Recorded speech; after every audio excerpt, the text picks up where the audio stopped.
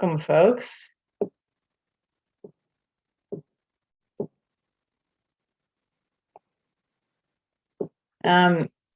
It's good to see people. So we are now on YouTube, and we also are have opened up the attendee room on Zoom. We've got 35 attendees at the moment. And a reminder that for folks needing interpretation, there's the little globe at the bottom of your Zoom screen.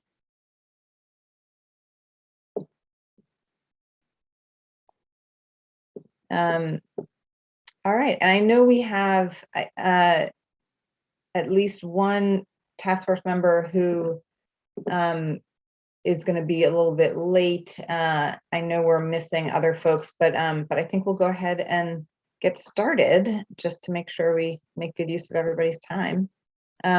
So welcome. I wanted to start off with a couple of just sort of reflection and celebratory notes. The first is it's Black History Month, and it feels like there is no better place to honor the history of Black women in particular than to talk about the leadership and history in the world of early education. We know that the work that we're doing is particularly impactful in communities of color and among Black and brown women. And so I just thought that Black History Month is a great moment for us to recognize the incredible leadership of Black women and men in developing the early childhood field and really leading policy and practice changes over a very long period of time. So I started digging into some bios of folks going way back today and encourage others to do the same, but wanted to just honor Black History Month in that way as we kick it off. And then the second thing I wanted to do is I'm going to ask Raleigh to give us the update from yesterday's council meeting. Any of you all who are on Twitter, I was just saying my Twitter feed was just blowing up yesterday with excitement about DC just leading the charge in this work in a big way. And so I wanted Raleigh to share what happened and give us all a chance to do a little celebration. Well, thank you, everyone. Thank you, Abby. Thank you to everyone on the task force. So we had a great moment of one yesterday. Our emergency that we filed was unanimous in the council. And just a quick overview. So basically, we filed an emergency and temporary to amend the Childhood Educator Pay Equity Fund, which allows ECE to create a grant program that supports the recommendations of the task force to enter into a sole source grant agreement for the purposes of implementing this program.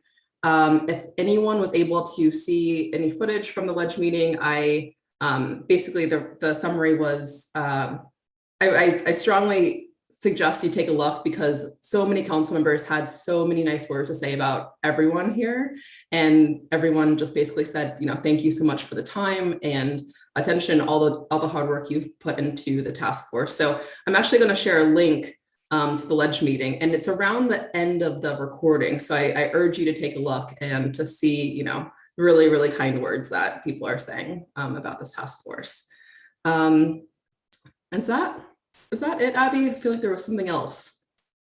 Oh, the other thing I was going to say is a special thank you to Sarah for working so hard on this emergency. And it really was a collaborative effort with Sarah and our general counsels to make sure we got everything right. So thank you again, Sarah.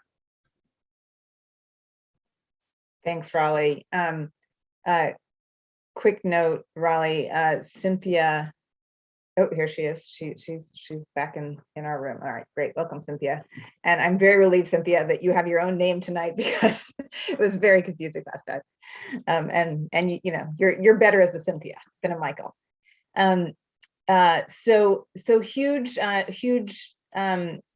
just kudos to this group, as Raleigh said, and I know that in some ways this probably feels like a pressure on Sarah and her colleagues' shoulders, because all of a sudden now, like, the whole world is like, wow, DC is doing it, and we know that that puts a big spotlight on ECE, but we also know that ECE's up to the task, and that this is really going to be a a meaningful step forward, not just for our educators here, but for the field. So it's worth a little pat on the back. Marika, you have your hand up. No, you don't. It's an error. Yeah, sorry. Okay, no, that's all right. You're just waving. Hi, Marika. And I will remind myself and everyone else that because we have a number of folks who are using the Spanish interpretation, to please remember to speak at a pace that allows our interpreters to translate. Again, I say this mostly for me, and please do remind me as well as we go. I dropped into the chat tonight's deck. I'm going to do that one more time for folks who've just joined. And I'm going to go ahead and share my screen.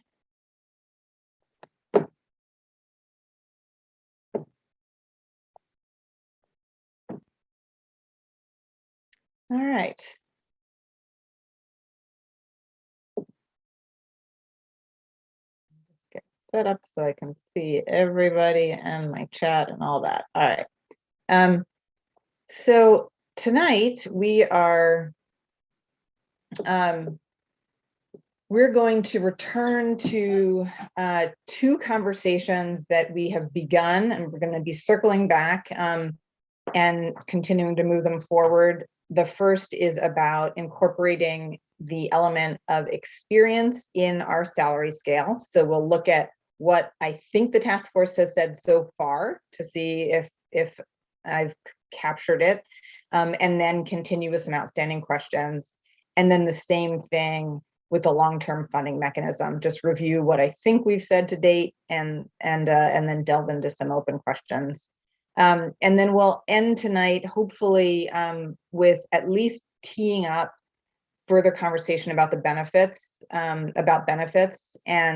and there again, we'll look at what we've said so far in our first report about benefits, so that we kind of level set what, where we're starting, and then figure out some next steps from there.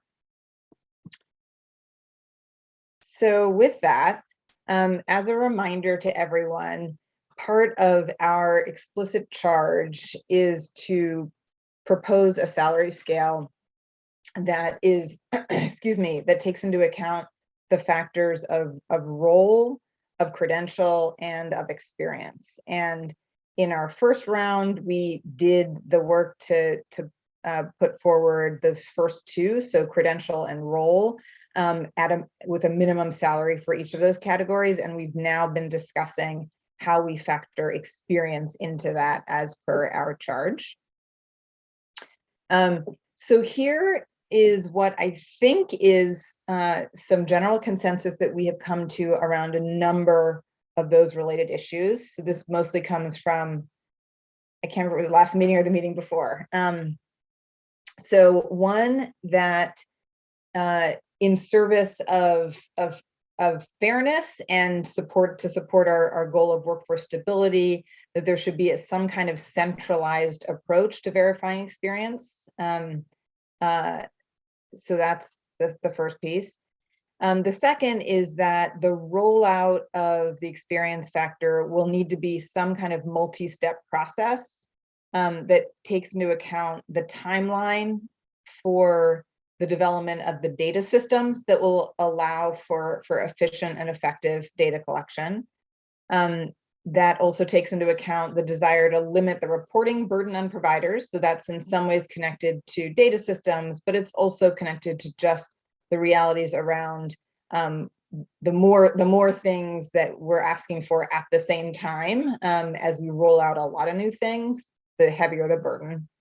And then three, the unknowns about costs that are going to need to inform any kind of implementation of experience in terms of budgeting the pay equity funds. So we have limited information now. We have some, but we don't have a lot, and we'll need to take some time to gather more in order to have a wise rollout. So that's, and I'll show in a moment a possible timeline of how we might think about that.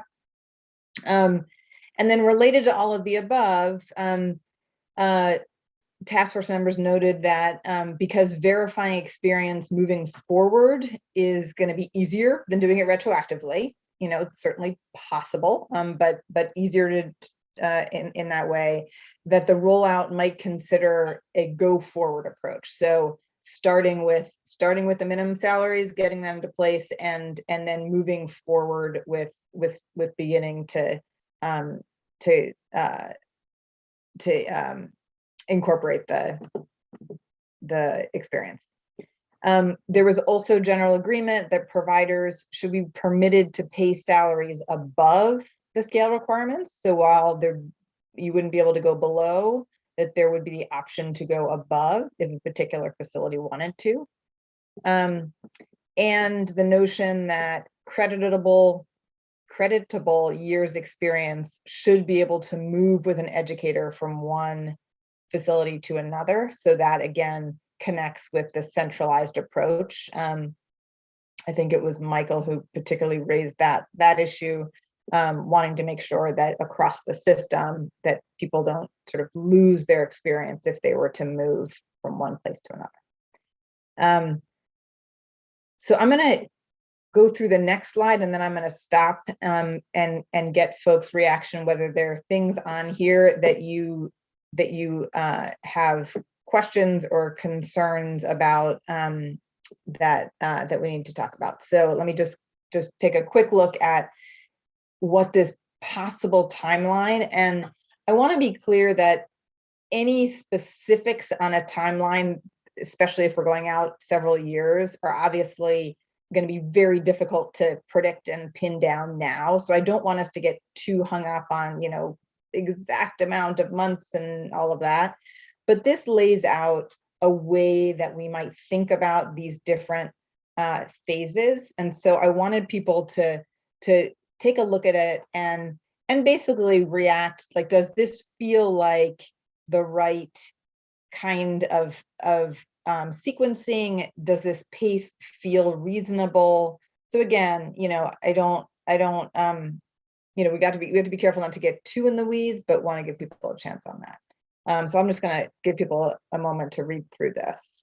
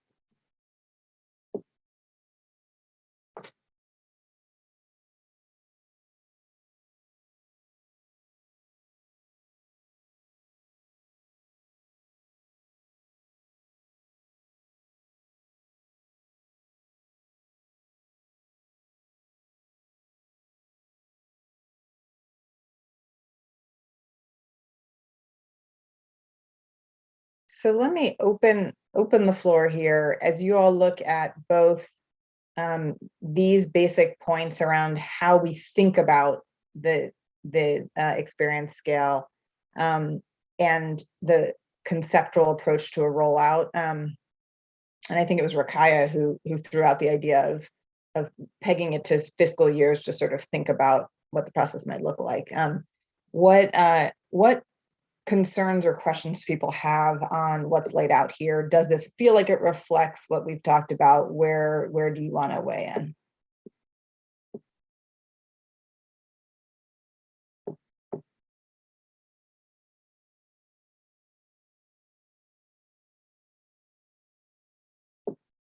Yeah, Sally.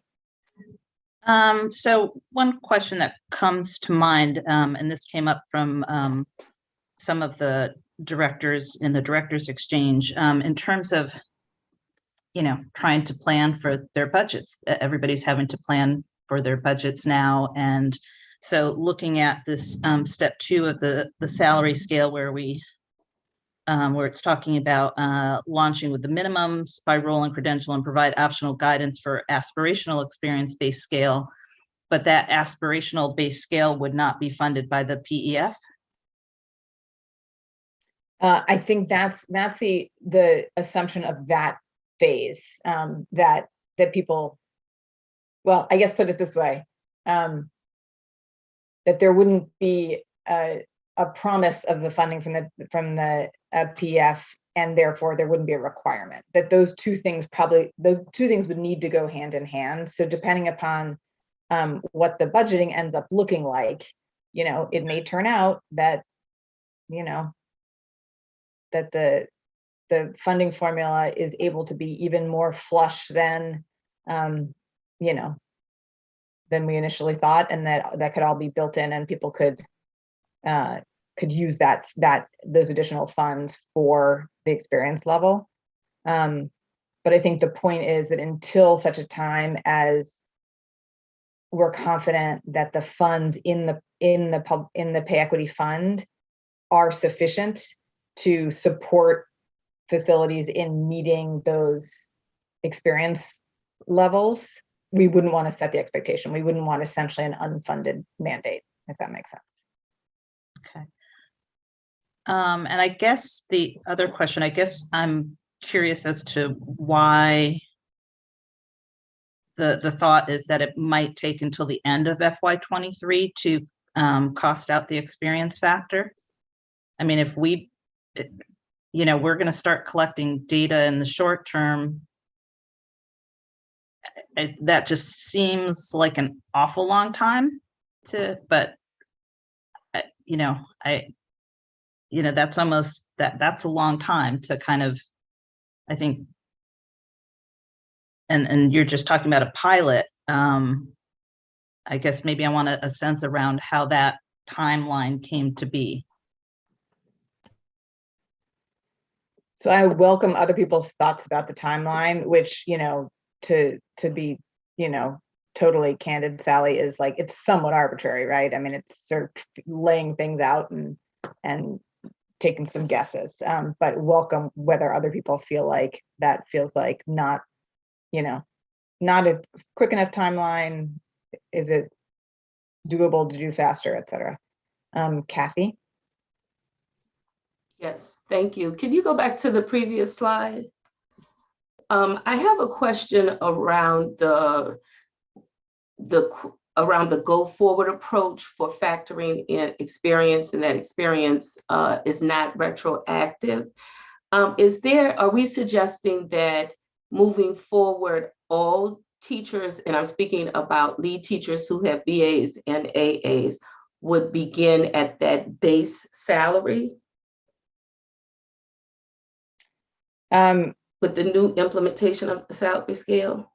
I think those are the kinds of things I think folks need to weigh in on. I mean, I think there's the one piece that I would say is sort of explicit in what's proposed in here is that in the initial rollout, the very first piece would be meeting that the minimum salary as the baseline expectation.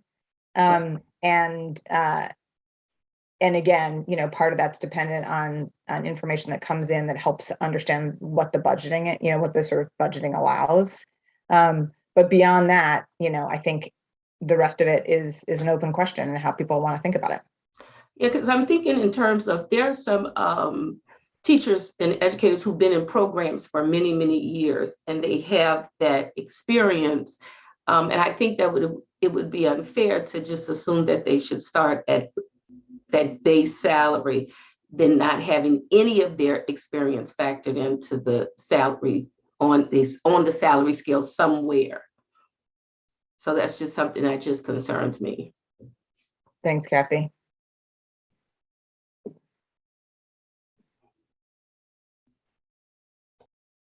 Sorry, can I just, maybe I'll clarify, Abby. Maybe it's the same, I think it's the same question, but I'm just going to ask it again a different way. And maybe it's not the same question. Is the go forward approach the same as what you're describing in parts 2 and 3 of the timeline? Is that what you mean by go forward approach, or is it a different thing?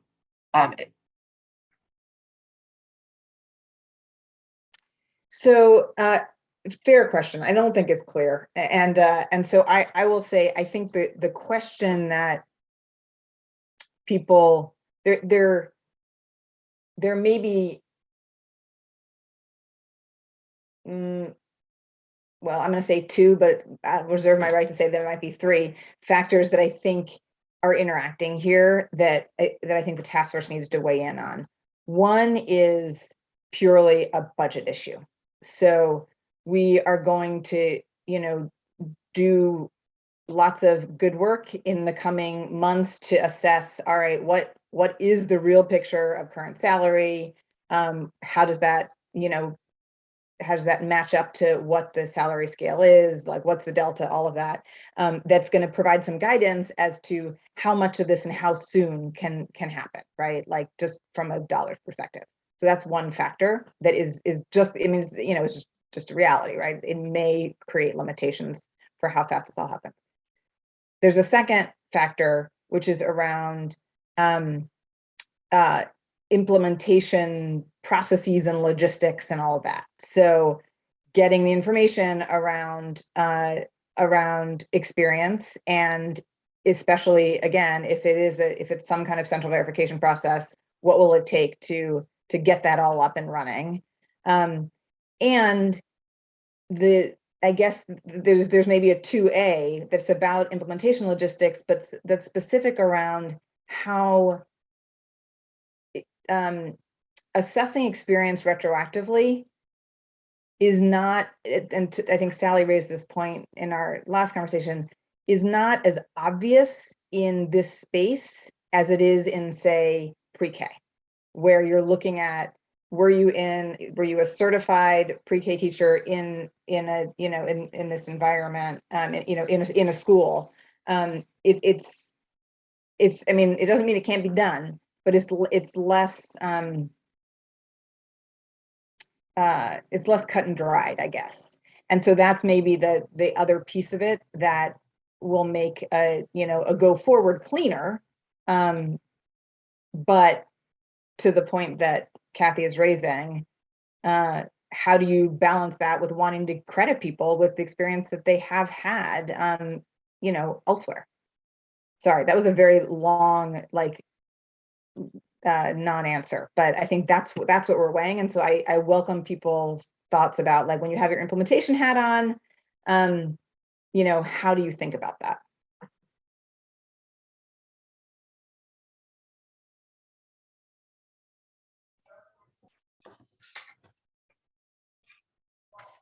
Sally, I see Sally in the chat. I see a bunch of things in the chat here. So, and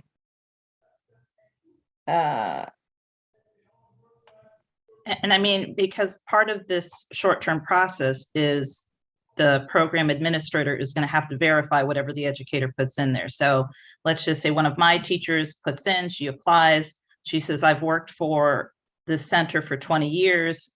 I have to go in and say, yes, she's a lead teacher, but I can also say, yes, she is correct. She's worked here 20 years, and because the salary scale at a certain point is going to cap out.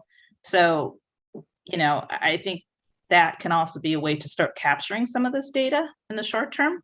Yeah, I think that's a great point, Sally. And I think certainly for people who've been at a particular facility, there's a relatively straightforward way of verifying that. It becomes more complicated when they were at various different places, or they were at somewhere outside of DC. It's trickier. Again, not impossible, but definitely just adds a level of difficulty. Marika and then Marla. Yeah, I'm also struggling with the go forward decision, and certainly recognizing, I think, 2 things: that yes, it's there is some burden on the system to be able to figure that out, as well as there is some inherent ambiguity. There's some inherent issues with measuring experience that will be in place regardless. And so how do we not try to create this foolproof process for measuring something that's just inherently not as rigid as we would like it to be? Even, I think it will be helpful to learn a little bit from OSCE sort of educator licensure process to understand like how do they measure experience. I mean, they're facing the exact same issues, I assume, in the sense that, I mean, they're looking at resumes, I assume. You have folks from the DMV, for example, sort of changing locations, people moving into the city. So while I understand that we're pioneers in this space for birth to 5 educators outside the K-12 system, they're also, this is a normal a process for those who have been licensing folks. And I just want us to understand it a little bit more before we just make the assumption that go forward is the right way to go. And how do we just understand that there is some degree of ambiguity in this, in measuring experience and trust, and it's just not as, it will ever be tight as we want it. So let's not prolong a decision that's inherently going to be the same whether we make it now or 5 years from now or 3 years from now. Yep, thanks, Marika. Marla and then Taryn. So I did not think we had coalesced around a go forward approach. I think we were kind of stuck or apprehensive about it. So, but going back to Sally's question about the fiscal year, I think we have to think about when will it be reasonable for OSCE to have collected the data, made sense of the data around experience, that they feel that it has a certain, not level of perfection, but at least reliability. Because once you set people on a certain trajectory, you want to make sure that it's pretty, reliable. So I think going back to the question that Sally raised earlier is FY, was it 23? Because we're not on that schedule anymore. I mean, on that slide anymore. What is that? By the end of FY 23, is that reasonable or is that delaying it too long? And I think we need to have a discussion about, is that reasonable or is that too much of a delay?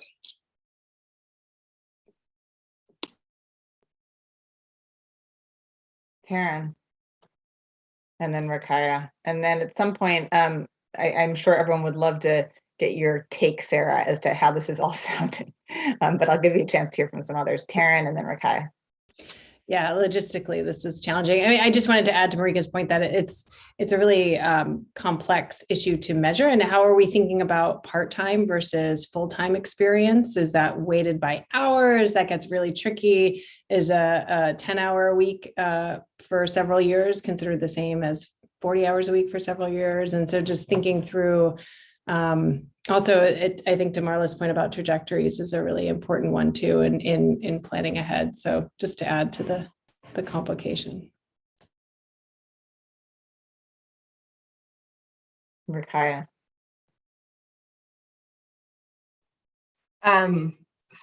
So I'll preface what I'm about to say with, I do want us to think about the reasonable and most expeditious way to do this. And at the same time, something that I want to raise is this is going to be like, even starting the program at minimum salaries is going to be a big and complex undertaking.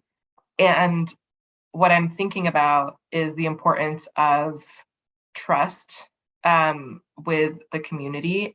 And so one thing that is appealing to me about spacing this out, it doesn't have to be in this timeline or this way, but what's appealing to me about the way that this is spaced out is it creates opportunities for us to start to get a baseline right that folks feel invested in. And then when we add on that's the fact that that's a little bit more complicated, which is the experience, that's not coming at the beginning and undermining trust. That's something that I'm thinking about, is just, I know the reactions that I've heard are excitement and apprehension. And so what I want to name is, what is appealing to me about the way this is broken up is that it creates the opportunity to do like get things right little by little, in a big way. I mean, it's not little by little, like big by big, but the kind of fragmented way. And now, but I would like for us to kind of talk about timeline, and I really, I want to make sure that we are hearing Sarah's perspective on like what's reasonable from her perspective. But just wanted to name like the value sometimes in spacing pieces of a big project out like this. Thanks, Rakaya. Cynthia. Oh, hello. I am totally worried about the base minimum, because us always being at the bottom of the totem pole and we're starting out, I think the community there's going to be a backlash with that if we do that.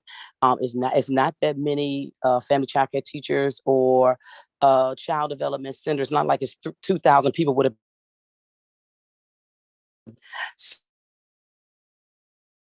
Oh, Cynthia, we just lost you. Especially if we, oh, I'm sorry. Hold on, give me a second. Okay, now we can hear you. Can you hear me now? I'm Yeah. sorry. I don't know. My phone is having a moment. I'm just saying that I think we're going to lose a lot of people. And first of all, we do not want to lose trust. We're already losing staff. And if we come in with that low baseline salary, saying we're just going to place everybody here, that has never worked in the past. And I doubt if it's going to work in the future. Yes, this money is here. But if we're starting out already lowballing people who already are leaving the field, but say, you know what, this is nothing but the same old that we have been experiencing. So I'm quite sure that it's not that many people with BA degrees, master's degrees, and associate's degrees that we can't place them where they need to be.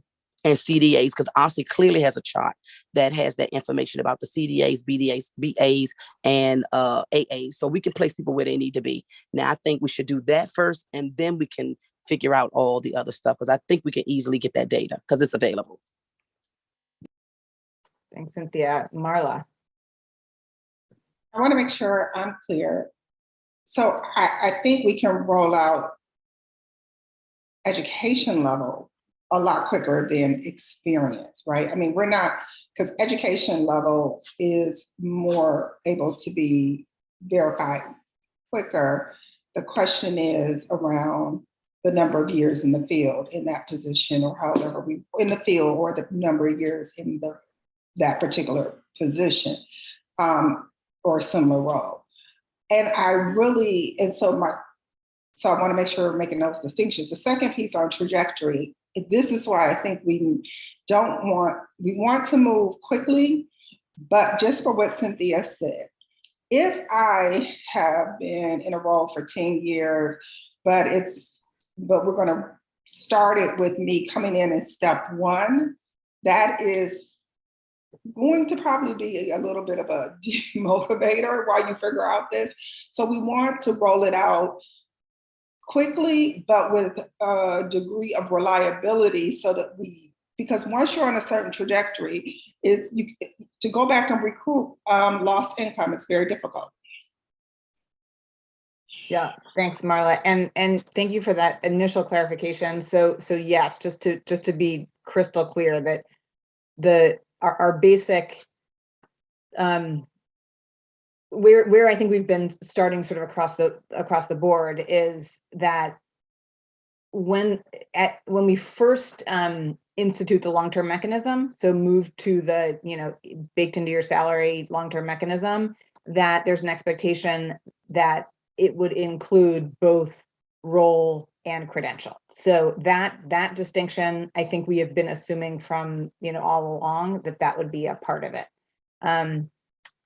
So it's at what point that third piece gets rolled in. And what I'm hearing from folks is a recognition that yes, it's not precise and it's going to take a little time to collect data and all of that. I think there's a recognition that people are sharing, and a sense that that is in tension with wanting to recognize people's years experience, and whether that's in and again there are different elements to that. Doing that within someone's existing role and facility is presumably an easier lift than doing that with here, give me your information about whatever employers you worked for in Texas 7 years ago, it's just, that's gonna be harder. So I'm hearing that tension between the logistical piece and the desire to want to honor that experience, from if not the get-go, as early in the process as possible. So the more people can sort of help figure out, like, how do we think about that tension? What's the way to what are the sort of principles that would be most useful to set forth for OSCE to manage that tension as you sort of figure out the rollout? Christina. So I'm thinking that any mechanism that we use for credentials, for us, it might be a little bit complicated. And I'm talking about for any of us who have foreign degrees that might, create another layer to the complexity of this work. But also, once you are collecting the data for credentials, the experience should be part of that data collection. So, I think they both go hand in hand, because I know that in order for us to either, even in the first phase where they have to either show credentials for or their roles, I think that all is interwoven, and I understand, for people who probably had experiences in other states, but once we create a system to collect that data, it should be all together. And maybe I'm wrong if it's separate, but it's one data that will capture all of that. Thanks, Christina. Sally, you're raising a good question in the chat. And I don't know the answer, but I do know that part of it would be wrapped up with their teaching credential on top of the BA. So if they had a teaching credential and we're teaching a CBO, I don't know how they would, but we could certainly find that out.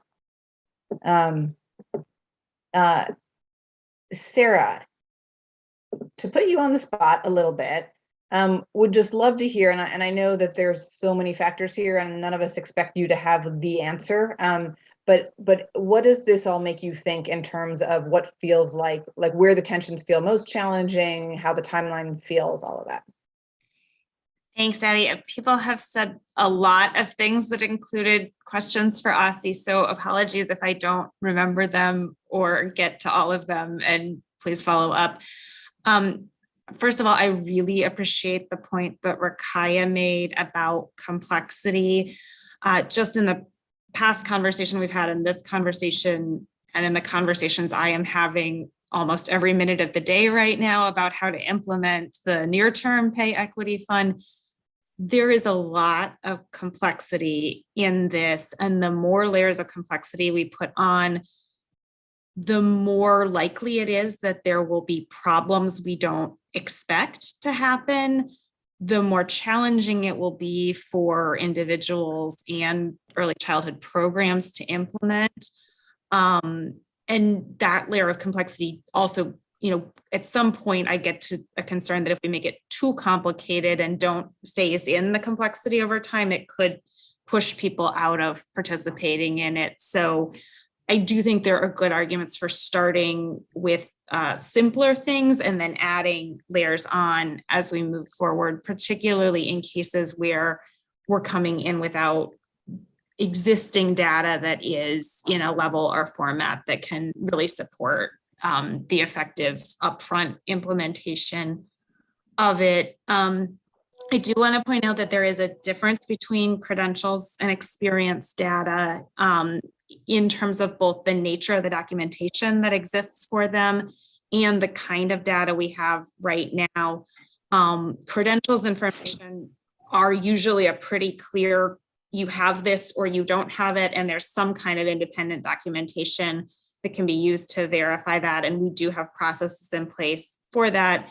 I think in the conversations to date, to the point that Cynthia raised, we're not talking about delaying implementation of credentials. I think it's the question of the experience that is the bigger challenge.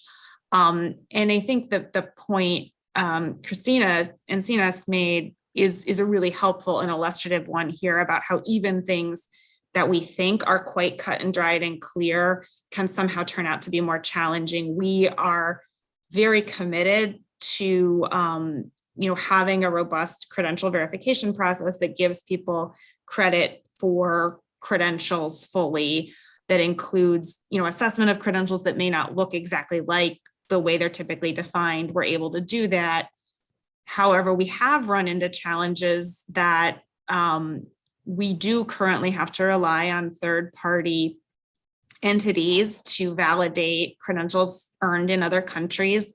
And it's not entirely clear that the way those entities evaluate those credentials is fully equitable. That's a challenge, even with something as clear as credentials. And I think when we tease that out to something like experience, where the titles people could have had in previous jobs vary a lot, or people could have worked in a lot of different places, just the challenge of looking backwards becomes very challenging. I think there are a lot of different ways to deal with that, but trying to sort that all out in the first year while so many other implementation pieces are happening feels like it could create a lot of confusion for people.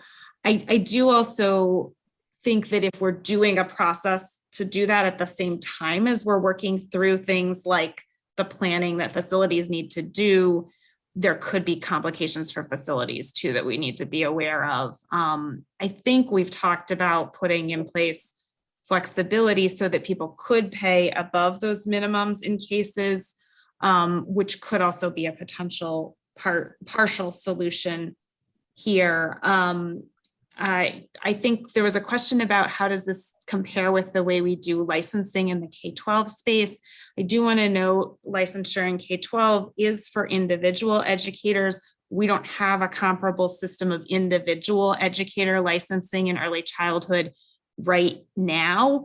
And I say right now, very clearly. In the licensing space, I don't want to speak for ECE's Division of Teaching and Learning, but I have done a fair amount of work with teacher licensure systems across many states.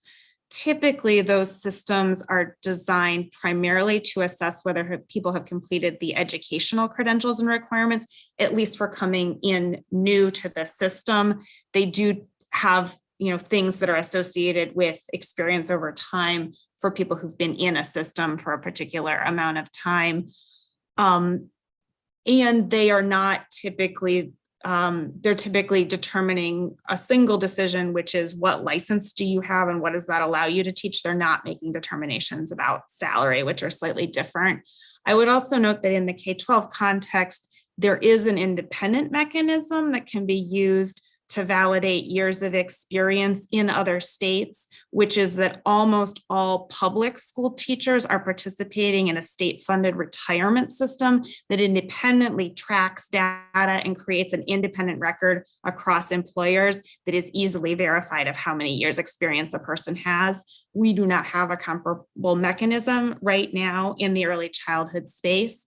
It may be worth thinking about what are things ECE could use to play that role, whether it's our licensing data, whether it's things like observation records that are tied to an individual educator ID number over time, whether it's something else that we haven't come up with yet.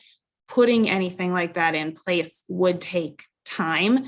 That doesn't mean we wouldn't want to think about what a transitional approach is, but that's just something else to take into account here. To Sally's question on costing out, we will solicit information on experience as part of the individual funding distribution process.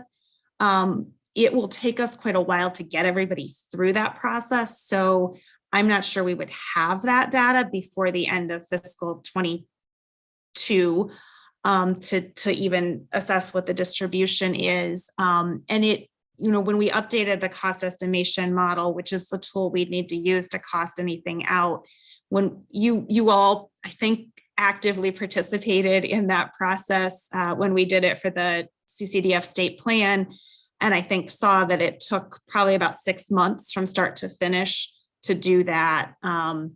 And so it does take time because it is more than a technical question. There are also things that require stakeholder engagement about how different options could work, that we would need to do, particularly if we're going to be looking at different ways of defining experience or measuring it.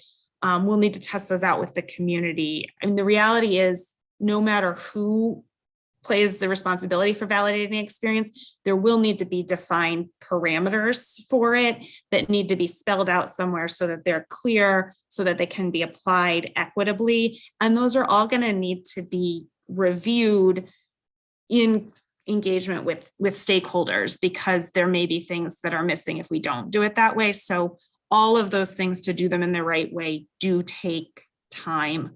And I just want to be transparent about that. I'm sorry, I just talked a lot. No, thank you, Sarah. I appreciate that. And I think, we all recognize that these are the trade-offs, and that and it's helpful to have your perspective. And obviously people, people can sort of push back and say, well, maybe it could be a little faster than that, or maybe we could do it in a different way. But I want to encourage everybody to think creatively about, given the challenges that we've all recognized, and Sarah's spoken to some of them specifically, what might feel like pathways through that, that either could be a transitional or could be slicing a portion of this that feels more doable, that kind of thing. I think the more we can be thinking in terms of some of those potential solutions, the more helpful we can be to OSCE and our recommendations. Walrick and then Marika. So just for me, it was just a point of just a follow-up question for Sarah. So, I mean, given everything that you've said, you said that it certainly takes time. Does end of fiscal 23, though, seem like a reasonable amount of time, or do you actually think that it might take longer than that? And I guess I only ask because I think part of what we should consider, right, is like, if we're thinking about any sort of a recommendation around a transition state, right? Like, how long is that state going to be, and does that actually affect how close we want, or how far we want to push within that transition, right? So if we look at end of 23 and we say, well, we'll collect the data by end of 22 and then start to churn through it and plan, does that seem reasonable? And the only proxy that I can come up with is, if you look at the sort of the more customized way, or the higher end level of effort path for verifying like credentials, right? So if you have a degree that's outside, yes, that seems to be like it's more intensive.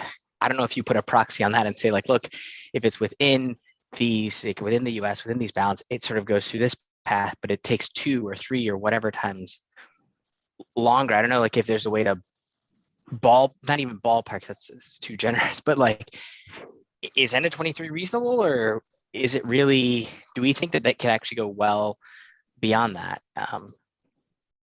What do you think? I think that developing cost estimates is feasible by the end of 23. I think developing some parameters is feasible by the end of 23. I think it is likely that any parameters we outline will need ongoing engagement and adjustment. So I think, like, the cake, if we wanted to say the cake is baked at the end of 23, I think that would probably be a concerning thing for a lot of reasons, if that makes sense as a response. It does. I have a follow-up, but I'll wait. Let me think about it a little bit more. Yep. Marika. Yeah, sorry, going back to the point about sort of a circular decision trying to be made in a linear way. I think it might be helpful to just pause and think about, how will experience drive placement on the scale before we even think, do you know what I'm saying? Like at the end of the day, like, how will it impact where you're placed on the scale? My understanding is that at DCPS, it is not just experience alone that places you on the step. It is a combination of experience, evaluation, and credentials. And I think in some ways that part of it is still sort of unclear for me. I think we're acting as if step 1 means year 1, step 2 means year 2, or step 1 means 1 year experience, step 2 means 2 years of experience. I don't know, do we just should we assume we have the right level of experience data and then work on the scale and then back into it? Because I feel like right now it's kind of hard when I don't even know the weight of it. Like, yeah, that's a great point, Marika. And I actually, so I see a bunch of hands. I want to go to them. And then I do wonder whether we dip into the next part of our conversation, which is looking at those sample scales, those scenarios that get some to Marika's question, at least to some degree, so people can sort of have a sense of like that scope, and then circle back to how we can nail some of this down. But let's hear from Christina and Marla, and back to Walrick. Well, I just want to thinking about historically how 0 to 3, requirements for the teaching staff, recently were they're changed to be to start on 2023. And I know that a lot of the 0 to 3 providers have stepped out to meet those requirements, because obviously they're meeting the requirement is going to give them more a better salary, and I'm glad that now this is happening along with the requirements, and I think that experience is probably a more meaningful factor than the credentials that probably some of them are starting to obtain or recently obtained. And so the factor of, is the experience as in DCPS, which I think it is difficult for me in my mind to compare ourselves with DCPS. But in DCPS, your years of experience starts once you got the credentials moving forward. So I wonder how impactful even it is with historically how, and I might be wrong, but this is my experience and how I looked at it. It might not, I don't know how many already people with bachelor's degree have been working in 0 to 3 for the lower salary. It might not be that much of an issue. Thanks, Christina. Marla, and then Sarah. Okay, so when you think about the experience issue in DCPS, it's a distinction between where you're initially placed upon being hired and how fast you move up that scale. That is dependent on evaluation, whereas where you are initially hired is really more concrete. It is based on your degree and your years of experience.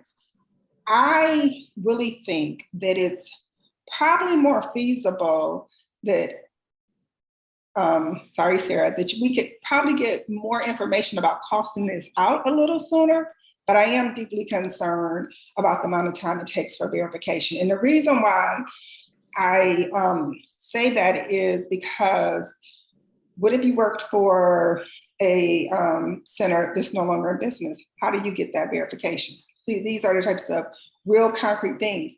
What if you work for another state?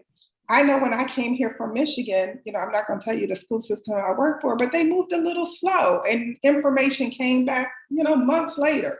And so those types of things delays getting the verification in place. Costing, I honestly think we could probably push a little bit, but because that's a self-report, and so you're going off a self-report and saying, okay, this is what it'll look like. But the verification process is tedious when it comes to experience. And so what if so that's the real concern I have around that part of it.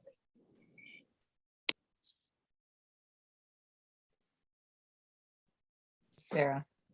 Thanks, Marla. I just wanted to appreciate Marika's comment about understanding how experience works in the salary scale and what the values we want to tie it to are is probably a foundational question for thinking about this. You know, I know one of the things that we talked about last time when we were looking at the DCPS salary schedule is that many existing school district salary schedules tend to backload salary increases. So people get much smaller increases in their first few years in progression in a role than they do later in their careers.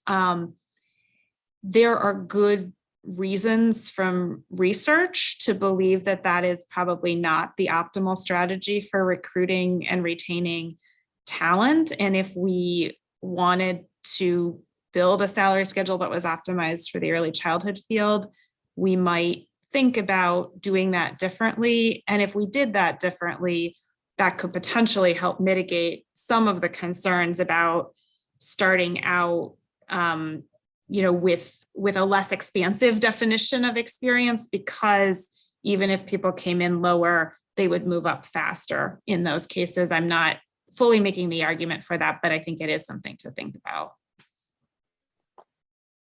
I'm going to use that comment to pivot to this next conversation.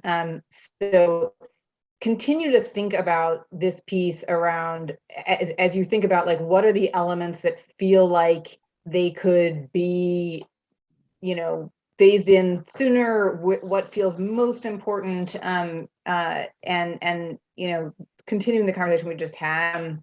But I think it's helpful to look at some of these examples as we do that. So I sent you all this stuff in advance, and some of you may have dug into it. It was a lot, I know. So I'm going to try and frame what this is, but it's very relevant to what Sarah just laid out. So, so again, in terms of reminding us of where the task force was as the last count on this question, there was a general sense of the group that the parity with DCPS piece of this really is important, and we've obviously already pegged to that in certain very basic ways, where our BA starting BA and starting BA are for teachers are the same. That's like the most literal spot where we've done that, but there are other ways where we can think about parity.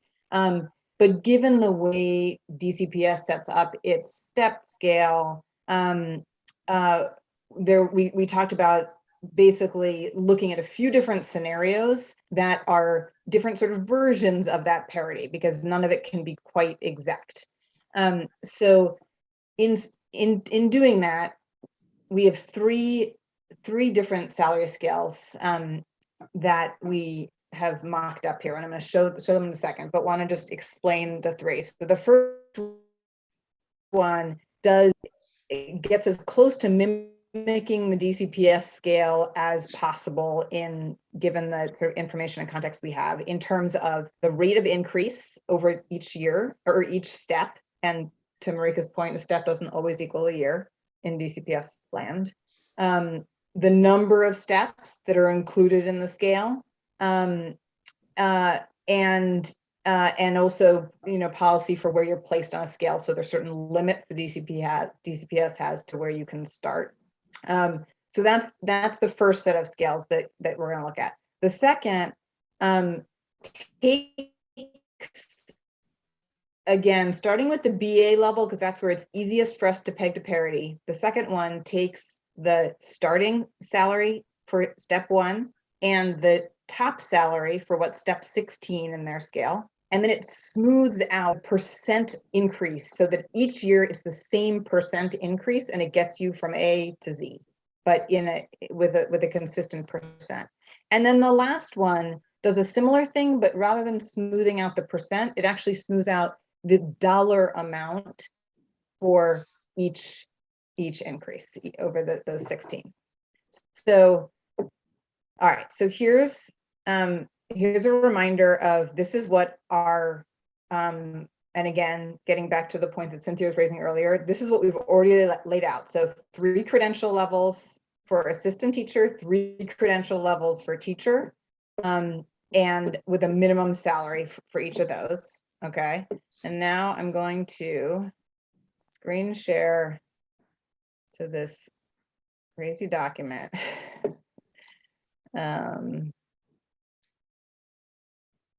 Okay. So, and those of you watching at home, literally in your deck, there's a link to this on the slides. So just where it says link to salary scale, you can click on it and you can be looking at this yourself. So again, this is our minimum. This is what we've already got in our first report. This is where we're starting. Okay, this tab, I know there's a ton on here, but just bear with me. This just looks at teachers at the BA level. Okay, and it has 3 scenarios. This first scenario, this scale that you see here, and I'm sure it's hard to read the exact numbers on your screens, but this scale literally looks like sorry, that's easier, looks like the DCPS scale. You'll note that for DCPS, year 13, 14, and 15 here, if each step is a year, DCPS has a step hold, meaning there's no increase these 3 years. You have a 0%, $0 increase. So you are at step 12, and then you have a hold for 3, and then you go to step 16. That's how they build it. You'll also see, for example, that the percent increase to Sarah's point earlier at the beginning is much lower. So you've got a 0.3% increase between step 1 and step 2, and a 1.85 between step 2 and step 3, and then it gets higher. Step 12, which is right before you get that hold, you get a big increase, and then another big increase in step 16, and then that's the top of the BA scale. Okay, so again, this is just what that looks like. So what scenario 2 does is it takes that same step 1 salary and the same step 16 salary. So you start and you end at the exact same numbers, but it divides it out. And I will confess that my senior in high school gave me the formula for how I could figure this out without doing it by hand. So good. So congratulations to McKinley Tech math teachers for doing a really good job. So I'm happy to share that with anyone. You all probably already know it, but I didn't.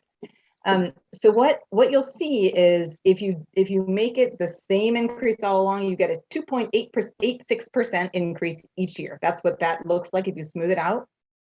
And so because of the way percentages work, that means your amount of increase each year, your dollar amount gets bigger. So your first year, it's a 1,908. The last year here, it's a 2,831, because again, it's percentages. So each year the dollar amount's going to go up. And what you see is that first year, those are the same numbers. The second year, our scenario 2 person is now climbing faster than her DCPS counterpart because these percentages are higher in the early years. Here, DCPS catches up and goes ahead. You see those in red. And then as these step holds start to go into place, our center-based or home-based person again goes ahead, and then they end up in the same spot. Okay, so you get the idea. So I'll explain this one more succinctly, because what scenario 3 does is, again, same bottom, same top, but it just divides the amount increase across that whole span into the same number of dollars each year. So in your first year, you get a $2,341 raise, and that is what you get in your 15th year as well. So it, rather than have, this one is sort of like the rich get richer, and this one, everyone starting from the beginning has that same increase. And so what you see here is that this person is going even faster than this person was if you compare them to DCPS. So to Sarah's point, you're getting much more significant raises early in your career. And then later in your career, some of those raises are not going to be as significant as what you would get. So, so these raises up here are, are notably higher than these, but you end up in the same spot. So I note all of that. To Sarah's point earlier, one of the things that either of these scales would do is it would cause you to benefit from that experience financially more quickly. Now I'm just going to show we are not going to walk through these because there are a million scenarios here, but what this tab does is it does the same thing we just did at the CDA level. What would it look like for the CDA level teacher? What would it look like for the AA level teacher? And then the BA is exactly the same as in your last tab. So you can see the same idea play out. And here you can also then see if someone has a CDA, at what point does their salary go higher than a first-year AA teacher?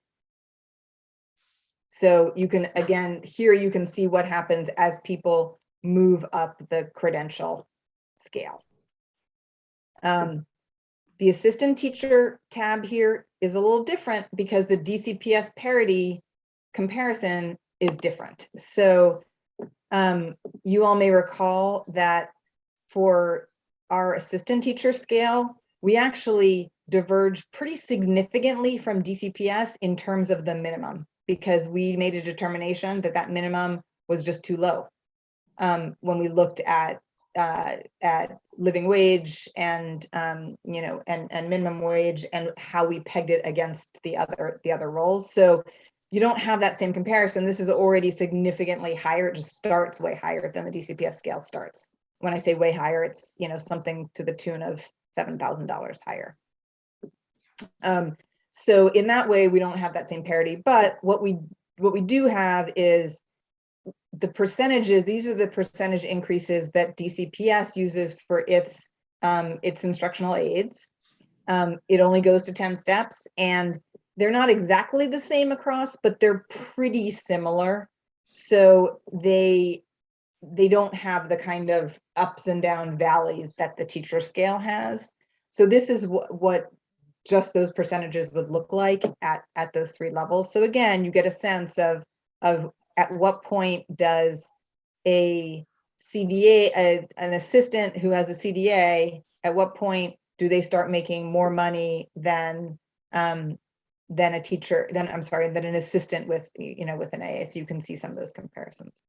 Again, you all can click on the link to mess with this yourself, but this gives you a little bit of a sense of the different approaches. So I realized that was a lot, and as I noted in the email to you all, rather than getting too stuck on the specific dollars, because it's gets a little weedy. I'd love people's thoughts on conceptually, which of these approaches, or what combinations of these different approaches feel like they speak best to our principles of clarity and equity and predictability. And as you think about our last conversation, how does this affect how you think about that experience rollout? I'm gonna stop. Well, I'm gonna stop the screen share, but if people want to see it, let me know and I can put it back up. All right, Marika. Yeah, sorry, I'm really struggling the way we're using steps and years. So okay, so yeah, can you help me understand? So when you say years of service and steps, is it possible to it's the same. In this, it's the same, and that's how DCPS. So the reason that you see those zeros is because those are the holds that DCPS has, but for purposes of our discussion, it is a year as a step in this. Now, the caveat that Marla pointed out is the caveat for DCPS is that in order to move a step, Exactly. you have to have at least an effective rating on your evaluation. And you can take, again, not to say DCPS is equitable, but you can also take leaps across step between your ratings, right? You can go, is my, we need to verify all of this, but it's not. No, you can get a bonus with your, if you get the highly effective rating, but you don't get a step increase. You can actually, you can. If you have 2 years of highly effective, you can jump 3 or 4 steps in either steps or education level. So for instance, if you have a master's degree and you have had 2 years of highly effective, you can move up 2 steps on that master's level. Now, when you exhaust the master's level and you continue to score on your teacher rating as highly effective, then you move down to the next education level, such as master's plus 30 or even a PhD level. So you can move around. It is a little bit more complicated than just moving from year to year. And that's all based all on teacher evaluation. But you also get the bonus, so you're correct about that.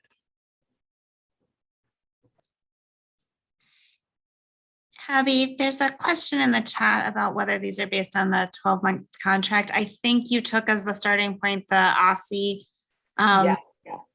that was using the DC full year, which is different from the DC 10 months. So correct. Yes, thank you, Sarah. Yes, these are all based on 12 months. So these are the equivalent. These are all based on DCPS 12-month employees, not 10 months.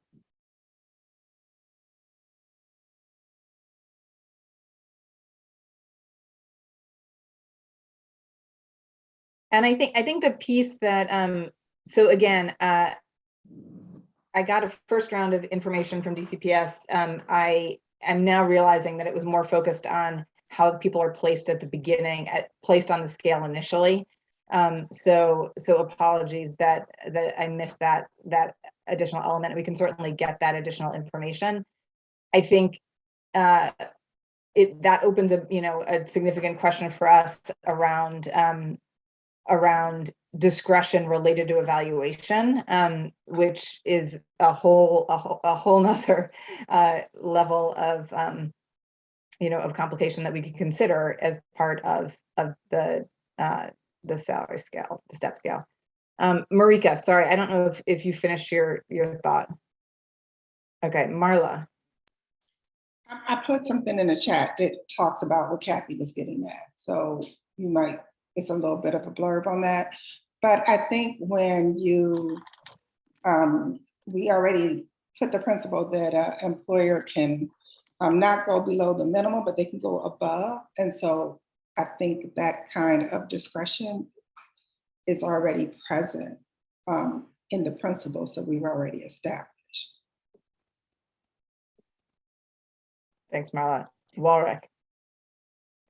Yeah, and so to your original question, which was just, of the 3, which one sort of feels, to me, the middle one seems like it's easier to certainly understand. And I get that in some of the out years, like what year 10, 11, 12, and 13, you'd be sort of slightly less, but you're still incentivizing, to stay each year there's a consistent bump, and it's, to me at least, it seems like it's easier to understand, okay, I'm going to get roughly a 3% or 2.8 or whatever the number is year after year. The annual increase, like it's 23, I don't know, it just seems like an odd, I know there's sort of like 2 different sides of like 2 different ways of looking at it, but it seems like a percentage based, a consistent percentage base that says each year of service or whatever, I'd move along. To me, that seems more transparent, sort of easier to understand, and so on. Taryn and then Marla. I was thinking about the ease and transparency too. I mean, both from the worker perspective, but also, I mean, who's organizing the payroll, right? And thinking through like, okay, this person is now at 3 years, and so they get an X% raise rather than having to look up this figure, this scale, and figure out what year they're on and what's their next salary, because presumably it's going to be different than the K through 12 system or even pre-K, in that people will hit their year experiences at different times of the year, as opposed to like in June or August or something. So just imagine a program director trying to figure this out. It seems really complicated.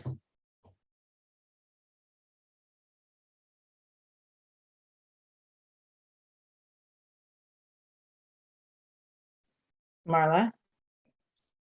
I agree with what's been said. I think the first one is overly complicated and burdensome on different programs, and really, and I think it makes budgeting more difficult for a lot of programs. So I don't like that one. I think the difference between the second and the third one is psychological, and really getting back to Sarah's conversation around retention. So if you know you're going to get approximately $2,500 raise every year, does that feel like diminishing return over time because of inflation? Or with the percentage and you're seeing actual dollars go up, is that more motivating? So I think, but then also, do you make more money in your younger years? And is that going to support retention?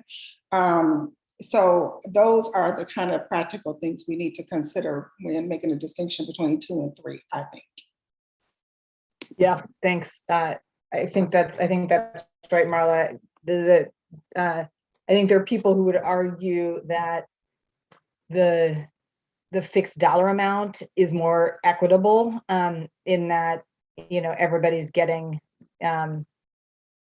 your difference from going from year 2 to year 3 versus year 6 to year 7, that everyone's sort of getting the same thing. And your other point stands. So you certainly you climb faster, and maybe that is helpful for retention in the early years.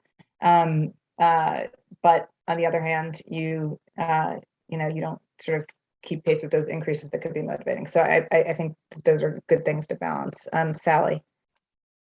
Well, and I also like the percent approach, and I think that would also take into account, because at some point these numbers are going to change, because we'll have to reassess them based upon what's happening in the market. And so the percentage just makes it easier, rather than trying to figure out, okay, we know these salaries are going to change next year. Oh no, what's the dollar figure amount? Whereas we have a percentage that's already fixed, it's easy to kind of figure out those numbers. And so for budgeting purposes and planning, it just makes it much easier. And then you wouldn't need to call on my son every year to refigure out the formula. So that would. We'll just put that in the report, and then it's memorialized. Right. Okay, so I'm hearing some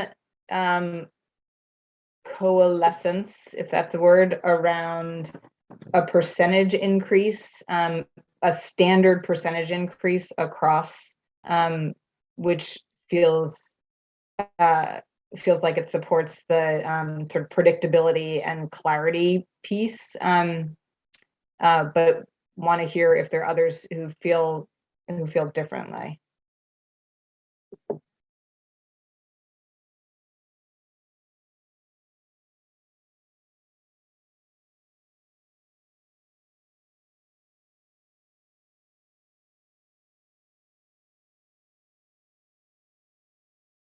All right, so it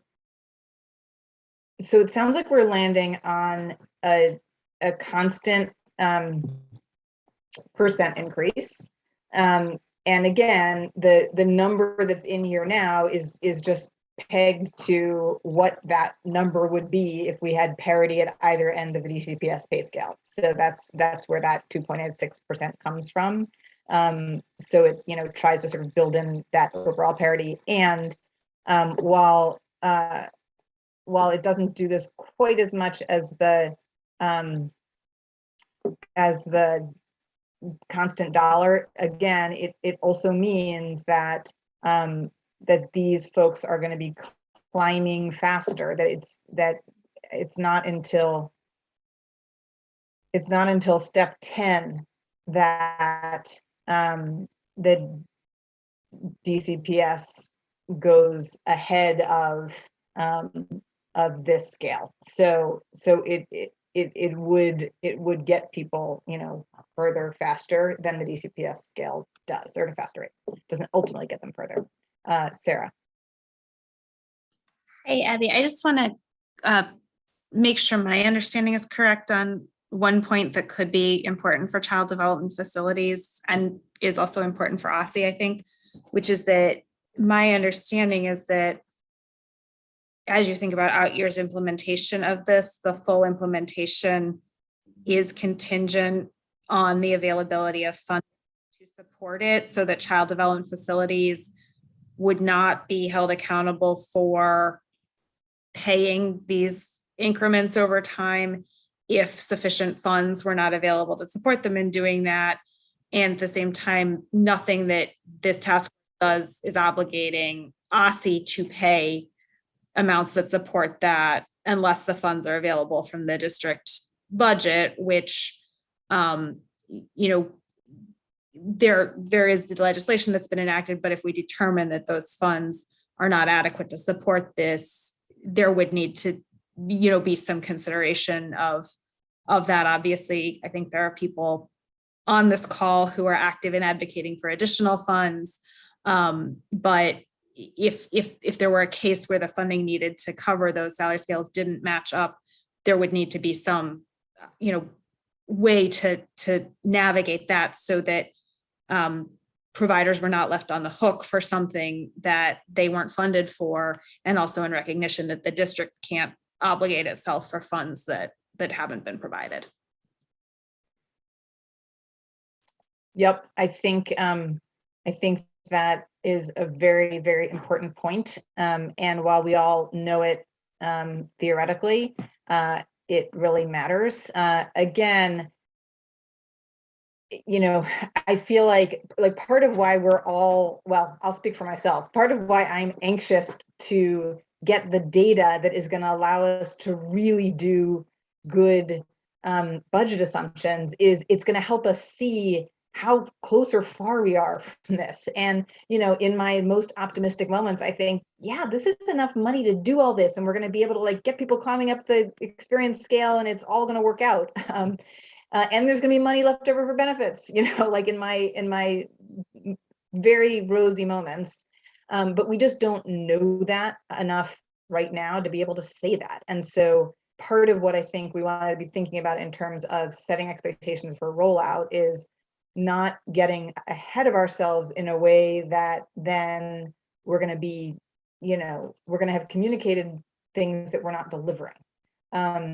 So it's something to note. And the reason I wanted to flag this right now is because a salary scale that builds in these kinds of increases will inherently lead to increased costs over time. That's not necessarily a problem, but it is something people need to think about as we think about what it means for the long-term costs for anybody involved. Yeah, and I also think it's worth then, you know, one of the things that we need to deliver in our second report is more information around what the program costs look like for the long-term mechanisms. We've done that for the short term, but need to do that for the long term. And the pay equity fund, as you all recall, does have built-in annual increases, but they're modest. And over time, they then peg to, you know, increases in CPI that might not keep pace with this. And so that's something that we're going to want to specifically note that, again, might not matter in year one, but down the line, could, and we want to be, to our value of predictability for educators, we want to be able to be clear upfront about what we think we can expect. So important to note. Did someone just have their hand up? It was me. Oh, And yeah, I lowered it back down. I thought I put something in the chat, and I okay. just was wondering what Rakaya had made a statement in the chat. And I thought it was a great thing that she brought up, was like, are we concerned about retention, or are we concerned about consistency? And one thing we need to make sure that we're very clear about that. I think we need to be more concerned about consistency, because one thing for sure, taking care of young children is backbreaking work. It's not like it's something that's the best job and it's easy and everybody's going to still want to stay just because of money. Money is not always the driving force in the field. Yes, it's an incentive for those who want to come to the field and to come, but still, this is hard work.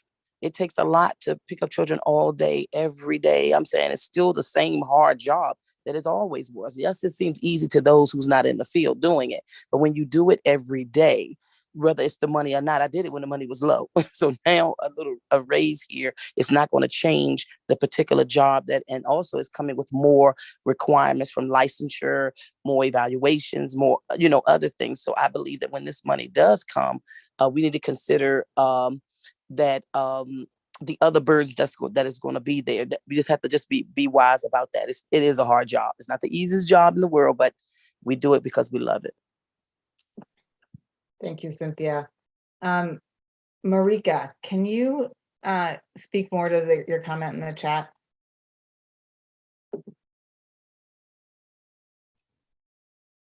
I think I'm struggling with trying to make sure the budget limitations aren't driving the decision making, and so I'm sort of wearing all those hats at the same time. And in many ways,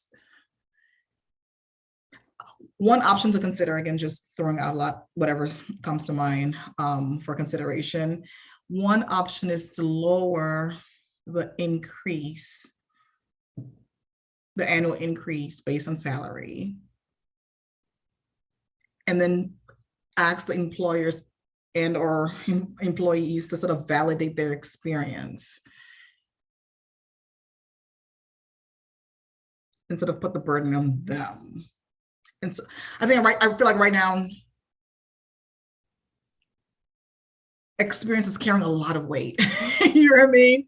I'm not certainly credential is as well, but now it just feels like experience by itself is carrying a lot of weight, and I'm wondering if it's carrying too much weight, especially considering at some point it's going to be a human sitting at a computer, looking at a resume, calling the childcare center that closed, the home provider, like, what do you call for the home provider? I just feel like it's like, I don't want to say much to do about nothing, but I just want us to make sure that for such a process that, frankly, in the best case scenario, should be the employer responsibility and not us, right? I think that's also part of the complexity, is like we are inching towards that employer line, which is why that's DCPS handles it. Whatever arbitrary nature the decision making is on their end, that's the employer. And I just kind of feel like maybe one way to address this is to lower the burden on the system to create this perfect experience calculator, which I'll argue maybe doesn't exist, is by lowering the value of experience. And frankly, I think there's a lot of research that also talks about experience, right? Like, at the end of the day, the research doesn't say that experience doesn't matter, but experience by itself doesn't matter that much, especially without looking at the working conditions and everything else. So I don't know, I guess I'm just trying to figure out, like, are we putting too much weight on experience right now? Is there any way to sort of bring down the weight and bring down the accountability so that we can focus on other parts of the scale? And that might just bring a lot of mumbling and hangry talk, but yeah, no, I appreciate you raising it. And so part of what I'm hearing, Marika, is does it make sense to provide, essentially to allow discretion at the provider level to factor in experience with perhaps some guidance, but without sort of strict expectations or requirements? They're going to check it anyway. I mean, right? I mean, again, sort of channeling Rakaya's comment about trust, right? Like, I imagine every employee will have to check experience and make some decisions by experience anyway. Like, how do we account for that in some ways, and put it in its rightful place and try to bring it into sort of a government system and give the, I don't know, something about it just makes me feel somewhat uncomfortable. Yep. Sally, Marla, and Walrick. Yeah, I actually had a thought similar to Marika's. I'd written down earlier, you know, again, because we are, you know, we keep talking about DCPS, and yes, we want, and I know once you cautioned us using the word parity, because that does mean, you know, the same. So maybe we could, again, change the semantics being equivalent in some way. But looking at, you know, even for a start, you know, a step one would be 1 year or less experience. You know, that's somebody totally new to the field, maybe just got their CDA out of high school, just graduated, whatever. That's pretty easy to verify. You know, step two, 5 years less experience, you know, so maybe you can't quite, that 1 year is questionable, but, you know, they're going to be at step two because, you know, you can confirm 5 or less. Step three, 10 years or less. Step four, 20 years or less. And that, again, then doesn't start everybody at that base minimum. It gives some of this flexibility to employers to validate, you know, experience, which we do, because, you know, as business owners, business operators, we have to verify this, and nobody checks it for us. And, you know, we some of this does have to go on a level of trust, that we're doing this. There is going to be accountability on the program's part to, you know, how did you verify this person's experience, whether it's through resume, you know, and as I mentioned in the chat before, PDIS, there's, you know, credentialing and experience asked, but all they ask is for you to upload your resume. So again, the credentialing system used by ECE right now is going on sort of a leap of faith that what is on my resume is the truth. And so I think, you know, to Marika's point, is that we have to kind of,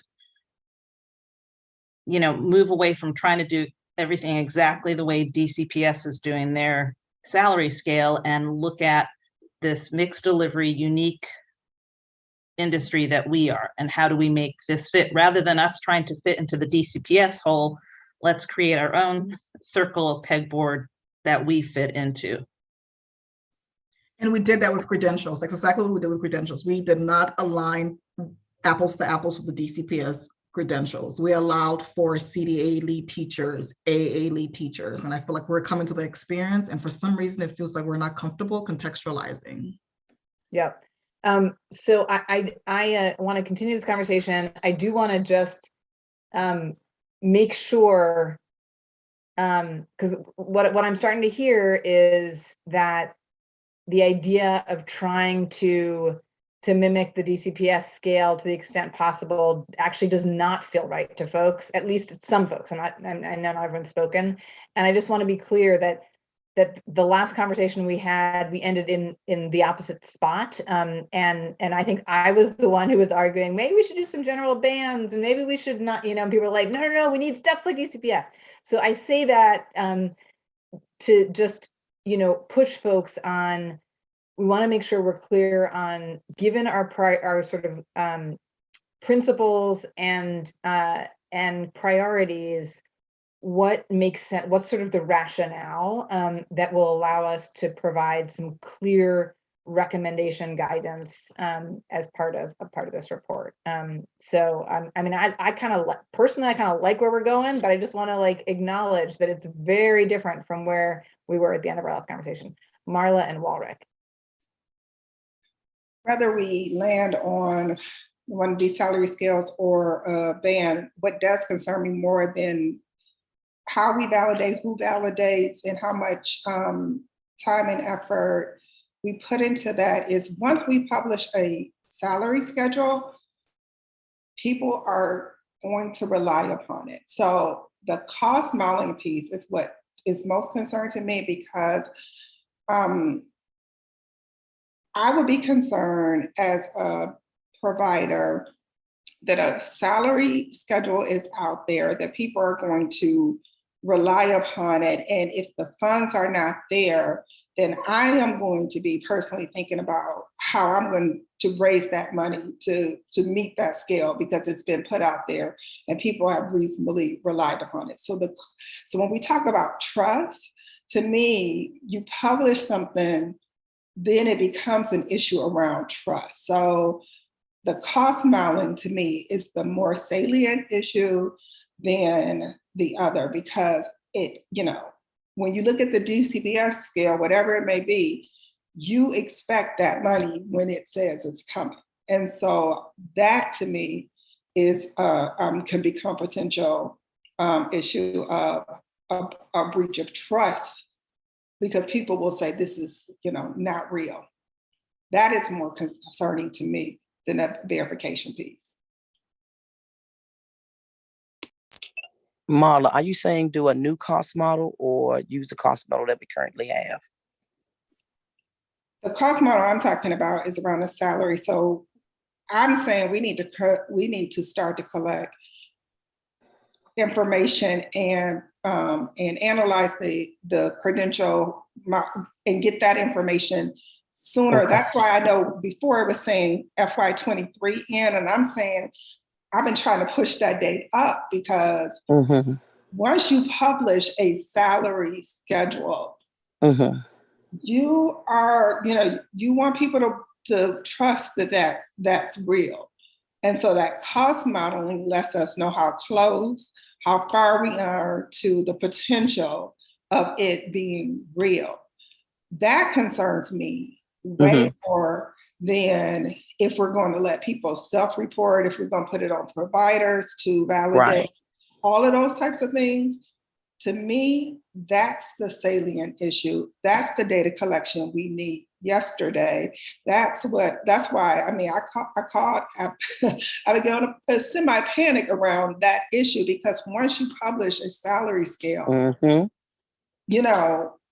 as a provider, I'm saying, okay, well, IC said, but now we don't have the money. It's not there.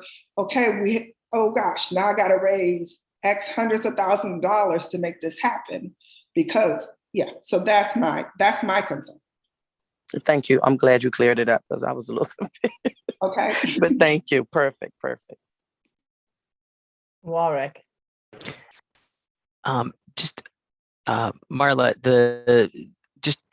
I think what you're saying though is that you would need, it's gathering the data to basically like cost out what, you're doing that cost out, but then we would be comparing it to, or almost running the credentials and years of experience through whatever salary scale we set out, right? So is that right? Like you're advocating for gathering the data to have and to be able to start analyzing it, but we still need to like come to some agreement on what we think you'd actually be trying to compare that data to, correct?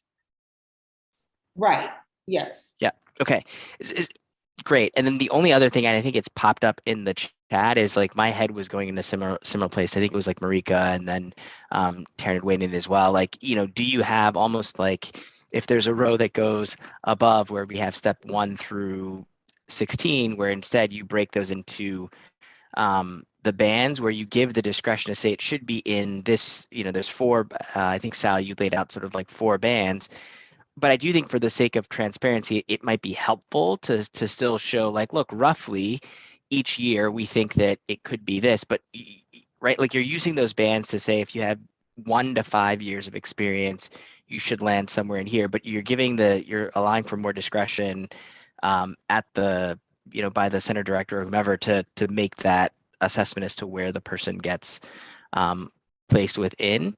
So, right, so it would allow for the flexibility, and I know Marla, this is more into the implementation, but it would allow for the flexibility at the director level and so on, but still give folks clear guidance as to, where they should fall. So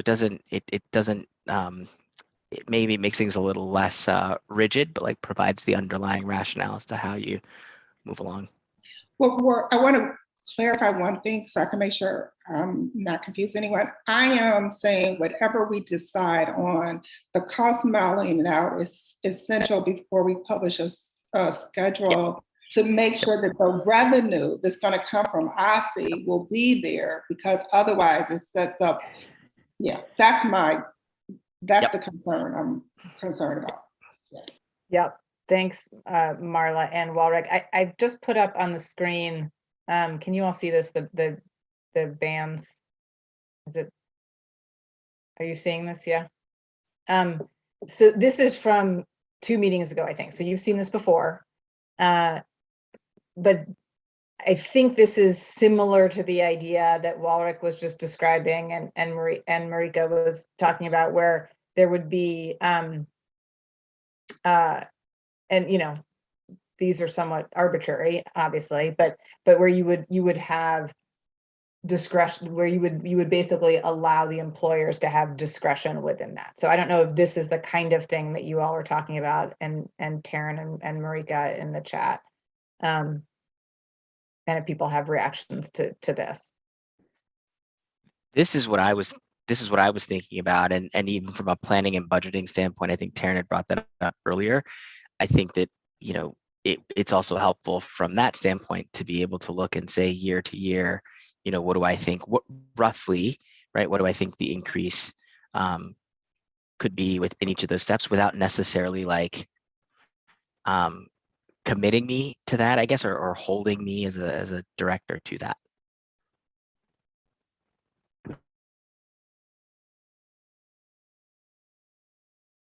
And again, some of these numbers are going to look different than what some of those other scales, because these are using the percentage increases that exist in the DCPS scale. But just wanted people to.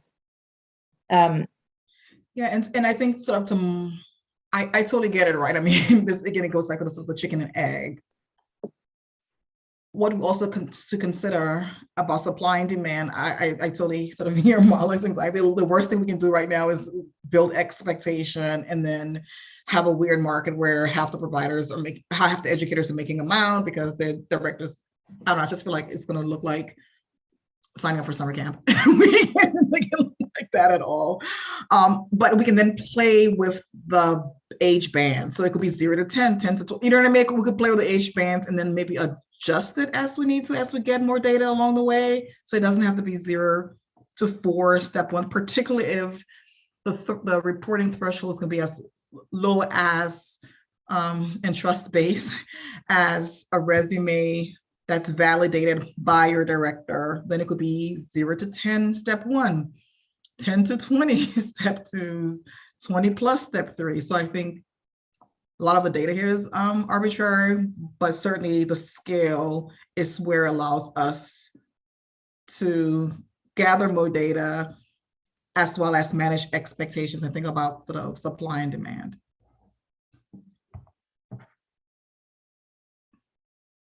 Unmuted.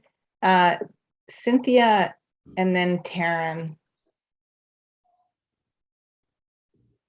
No, Taryn. I'm sorry. Marla answered my question when she came. Okay. That's it. I was trying to think through, like, this is the idea that I had as well, or the concept I had in mind.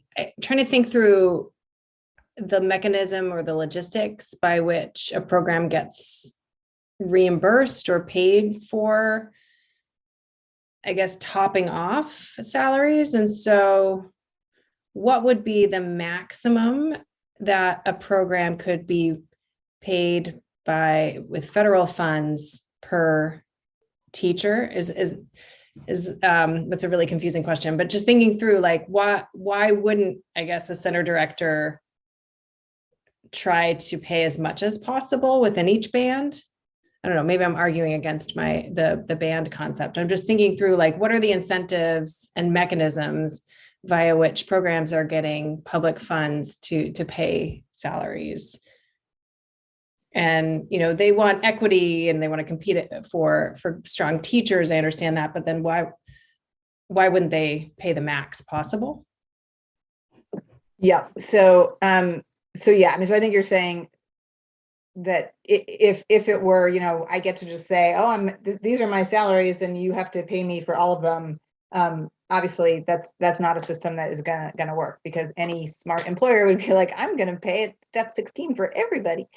So yes, I think that what we were going to spend the second piece of our meeting tonight talking about was returning to the funding mechanism conversation, which is where that plays out. And you know, as we talked about last time, the basic approach is that, you know, with a set of inputs, and you know, we talked about some basic inputs and some equity related inputs. There would be a way to you know, to build a basic, you know, formula or approach to setting funding for individual facilities that want to participate. And I think the general expectation is, you know, you have that funding, and programs are going to figure out some different ways in which they are going to, you know, they've got their various sources of funding, right? And money is fungible. And so part of that is, you know, depending upon how far that money goes, you know, they can make some different decisions. But I think anything that we do has to be within an expectation that, given your particular scenario, you have this many teachers, this many assistant teachers, and, you know, this is where your program operates and whatever. This is the money that is on offer as part of this program. Which means you couldn't just say, I want to pay everybody everything. But it's a question of what discretion is at the program level versus centralized.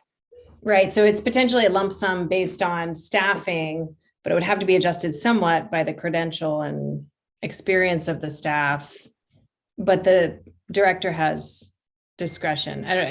Yeah, there's a lot of moving parts. And so I think I understand, but paying to the top of the band, if it's per individual, presumably a center would probably want to pay at the top of the band, but anyway, we can talk through that another time. Sally. Yeah, I was actually just, you know, you touched on it about the funding formula. I mean, you know, that's going to play into also how much is this going to cost, not just the programs, but the pay equity fund itself of, you know, what is the expectation for each program? Like, for instance, is the expectation for my program that my teachers with a BA, I would be expected on my part to put in, let's just say, $40,000 at base one, and then the pay equity fund would pay the rest to get them to that step one. And then if we're, you know, in the band, if I've got a teacher who's 20 years experience with a BA, to get them into wherever they would fall in, the funding formula, you know, is it a percentage of what the top of that band is? And so I think that's a discussion and a decision that we should come to sooner rather than later, because that is going to, you know, have implications on cost and programs, and then how do we get equity for all programs? You know, we're talking about programs being able to pay above. Well, what about what programs are supposed to put into to even get their teachers to that first level of salary? You know, so we are talking about a huge spectrum of programs and what they can and cannot afford. So I think that's a discussion that we need to have.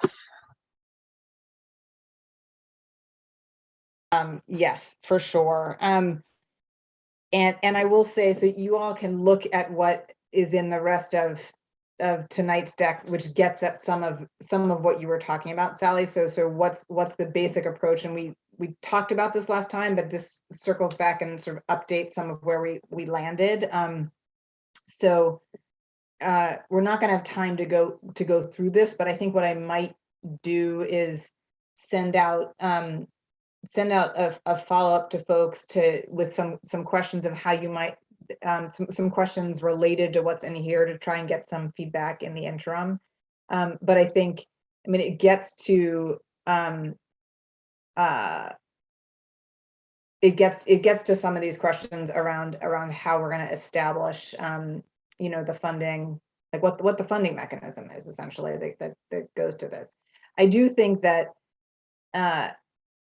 this question of, so again, if we go back to the sequencing question, I'm hearing a couple of things through this general conversation. So one is that it just feels really, really important for it's sort of critical path to a whole bunch of these conversations to figure out how close or far we think we are from being able to fund all of these various elements, because that is going to play into certainly sequencing and how quickly we can do things. And it may, it may mean that the advocacy community has its next round of requests to make sure that we can deliver on all of this.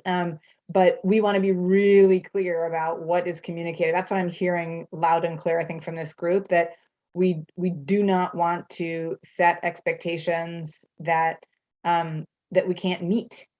And that doesn't mean that we won't then push to meet them later. I think Marika is right. Like, we shouldn't say, well, the budget doesn't allow it, so we're just not going to, we're not going to try to do anything. I think I'm also hearing clearly from people that each of these pieces are important, but that feels really critical path.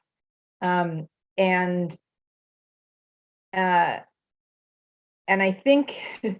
I think I'm hearing some questions around whether the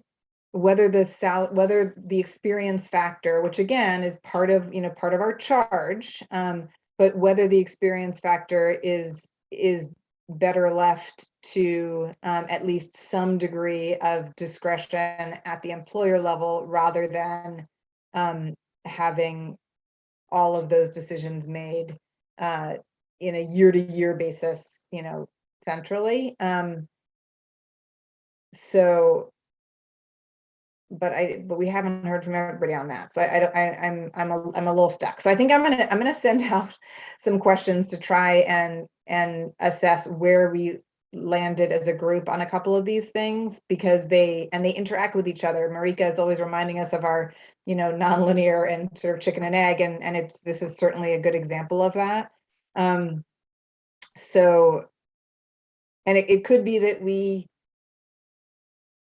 say that we recognize experience is really important, and until we have good numbers to try and see how far down an experience path these dollars would go, we don't think it's wise to propose a experience-based salary scale, and that needs to happen in a later phase. I mean, that's also something we could do, recognizing that we were called upon to propose a salary scale that includes experience, but we may not have the information to do that responsibly now. That's possible too. All right, I feel like this is a little bit of a circular conversation, but I think we pulled some key things out of it. Yeah, Sarah. Can I say one thing? I want to make sure that nobody misinterprets anything I've said during this conversation. Since I'm speaking on behalf of OSSI, we are not independently advocating in any way for OSSI to be a micromanager of what individual childcare employers are paying their staff based on experience. So I don't want anything I've said about what we would need to have in place in order to do that to be construed as me advocating that or OSSI advocating that. I do think, though, that if there is an expectation from the sector, from the council, from others, that we will somehow ensure that childcare providers are paying staff additional increments for their experience, or that we are tying funding levels to the experience of staff, then we would need some way of being able to have clear standards around that, because we can't hold people accountable for something that doesn't have clear standards around it. So I just want to make sure that people clearly understand sort of that dynamic as we think about that. Yeah. Thanks, Sarah.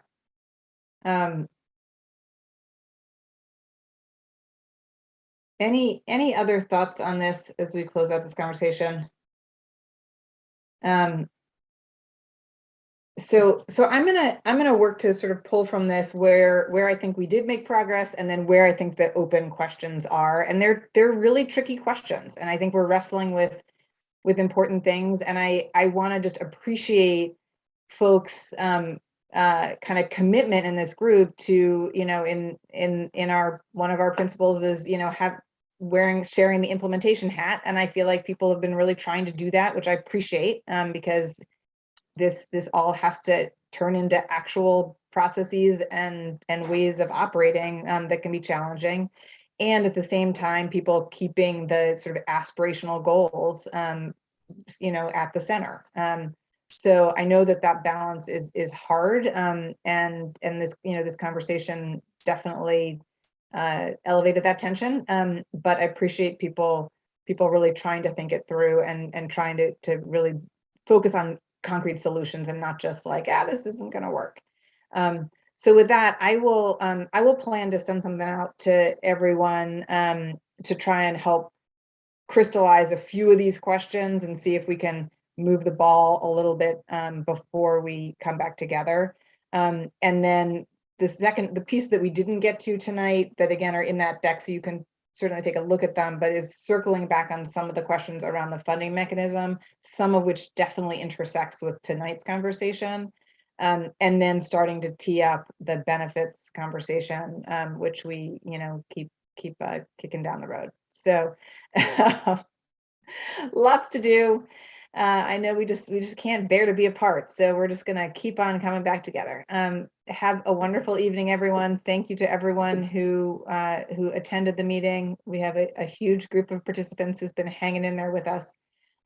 So thank you for that. And as always, we welcome people's perspectives. You can use the ECE compensation@gmail.com email to share more. Thank you all.